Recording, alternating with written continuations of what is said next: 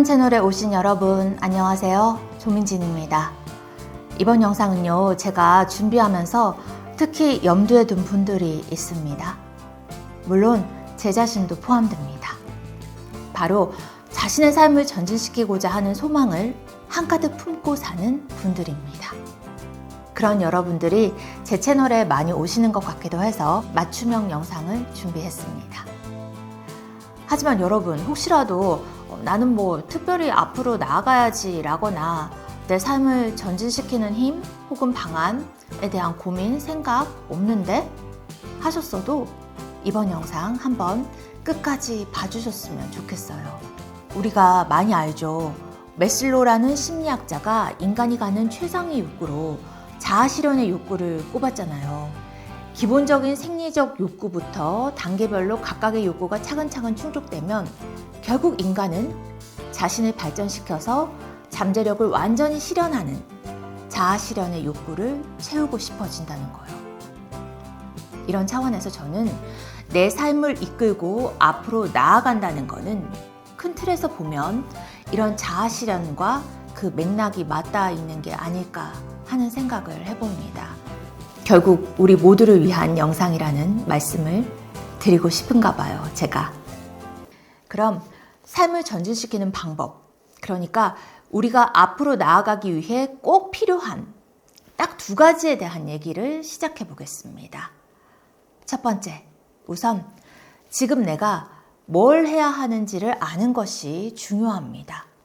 사실 저는요, 나는 지금 뭘 해야 되지? 라는 자문을 굉장히 많이 하면서 삽니다. 내가 지금 뭐 해야 하지? 나는 지금 뭘 하면 좋지? 내가 해야 되는 일이 뭐지? 이런 자문들이요. 정말이지 하나도 특별할 것 없는 평범한 생각이죠. 그런데요, 마음이 어수선하거나 의지가 약해지거나 일이 생각대로 잘 안 풀릴 때 이 자문은 정말 꽤 큰 효력이 있습니다. 그래서 자신 있게 제안드리는 게 여러분들도 이 문장 하나로 자문자답하는 습관을 꼭 가져보셨으면 하는 겁니다. 실제로 내가 나에게 이렇게 묻는 순간이면 답이 떠오르거나 답을 구하게 되고요. 그 답은 최소한 내가 다음 행동을 할 수 있는 방향이 되어줍니다. 나는 지금 뭘 해야 하는가? 여러분, 스스로 방황하고 있다고 느끼는 순간에 무엇보다 이렇게 자문자답해 보시길 추천합니다. 그럼 더불어서 이렇게 자문자답하는 과정에서 그 효율을 배가시켜 줄 만한 그림 한 점과 신화 한 편을 나눠볼게요. 그림 보시겠습니다.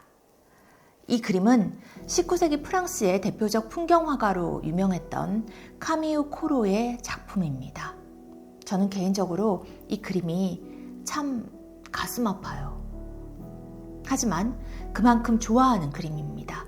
솔직히 말씀드리면 제가 제 자신을 이끌고 목표를 향해서 강단 있게 나아가고자 할 때마다 머릿속으로 떠올려보는 그림입니다.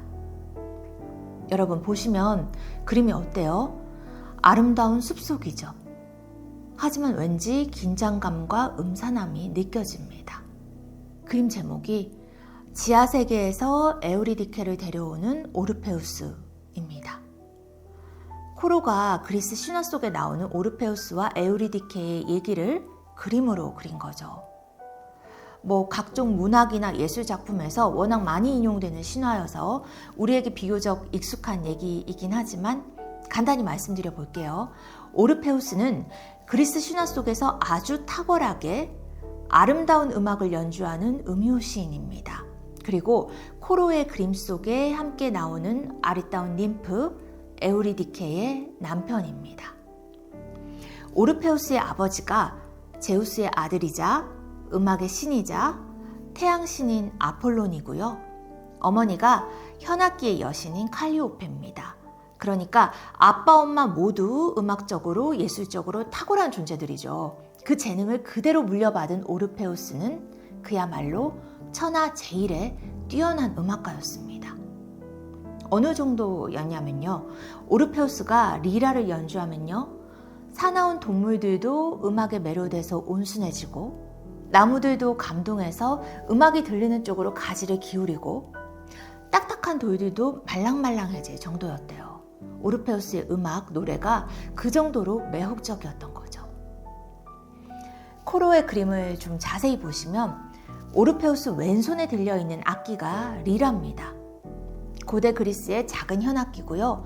하프하고 비슷하게 생겼죠. 그런데 여러분, 이 그림에서는 오르페우스의 오른손을 봐주세요. 자신의 뒤로 뻗어서 아내인 에우리디케의 손목을 잡고 있습니다. 보통은 손을 잡은 연인이라면 나란히 걸을 텐데 그림에선 그게 아니죠. 오르페우스는 지금 얼굴을 앞으로 향한 채 앞서 걷고 있고요. 에우리디케는 손목을 잡힌 채 뒤를 따르고 있습니다.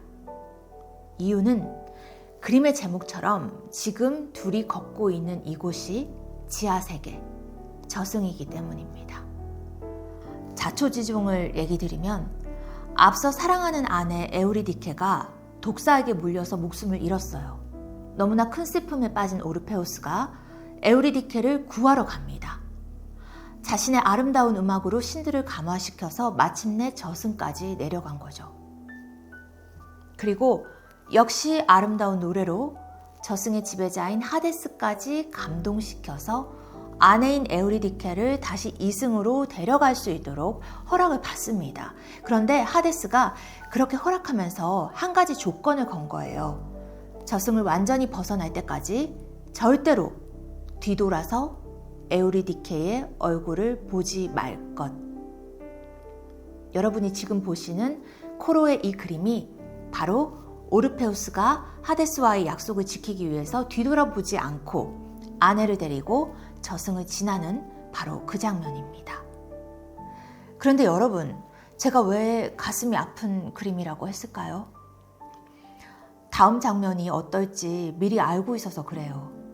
신화에서는 오르페우스가 지상으로 나가는 출구가 보이자 자신의 본분을 망각하고 뒤를 돌아봐 버립니다. 저승신과의 약속을 저버린 거죠. 오르페우스가 돌아보자마자 에우리디케는 영원히 지하세계로 떨어집니다. 여러분, 이 오르페우스 신화가 의미하는 게 뭘까요? 여러 층위에서 다양한 해석을 할 수 있겠지만 가장 중요한 것 중 하나로 내가 지금 내 목표를 위해서 뭘 해야 하는지를 명확히 아는 것, 내가 지금 해야 할 일을 제대로 인식하는 게 중요하다는 메시지를 전해준다고 할 수 있습니다.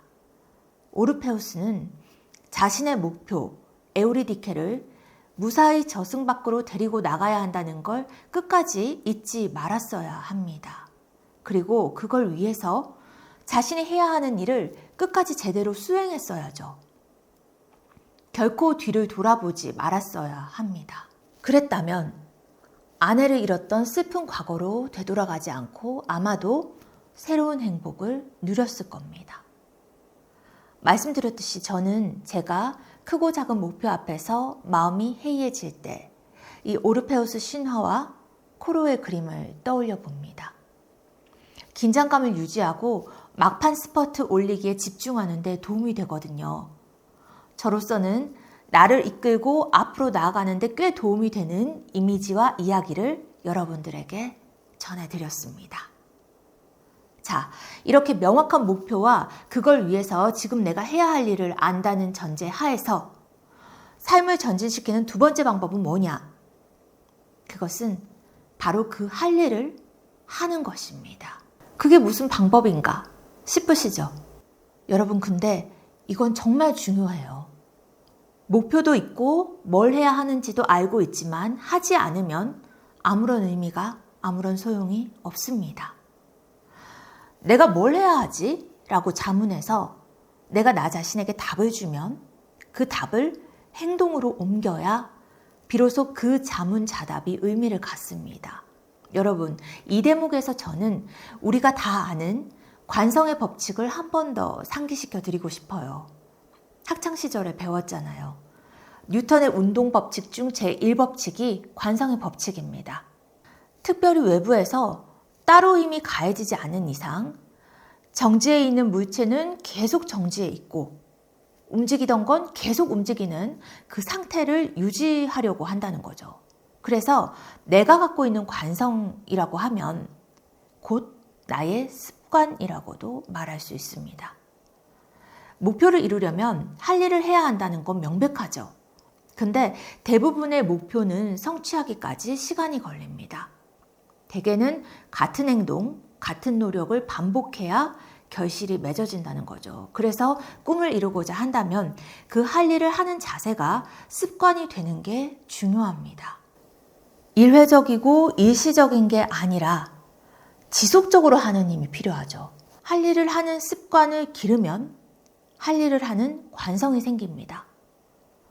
자신이 해야 할 일 앞에서 갈등하거나 의심하고 주저하는 일이 점점 줄어듭니다. 반대로 할 일이 뭔지 알고는 있지만 말 그대로 머리로만 알고 행동하는 실행력을 갖추지 못하는 것 또한 습관이 될 수 있습니다. 우리 왜 그렇잖아요. 안 하면 계속 안 하고 싶고 놀면 계속 놀고 싶고 해야 되는데 머리로는 알지만 몸이 안 따라줘서 안 하면 괜히 더 짜증만 나고 자신감이 없어지고 스스로가 싫어지고 누구나 이런 경험이 있죠. 결론적으로 제가 믿는 바가 있다면 할 일을 하는 걸로 나를 이끌고 뚜벅뚜벅 나아가는 것이 정말 꿈을 가진 사람이 취할 수 있는 가장 담백하고 진실한 자세라는 겁니다. 꿈을 가진 여러분, 이번 영상은 여기서 마치겠습니다. 목표를 잊지 마시고 지금 할 일을 찾으시기를, 그리고 뒤돌아보지 마시고 그 할 일을 해나가시기를 응원하겠습니다. 여러분 편안하시고요. 구독과 좋아요 또 함께하는 마음 댓글로 전해주시면 감사하겠습니다. 또 뵐게요.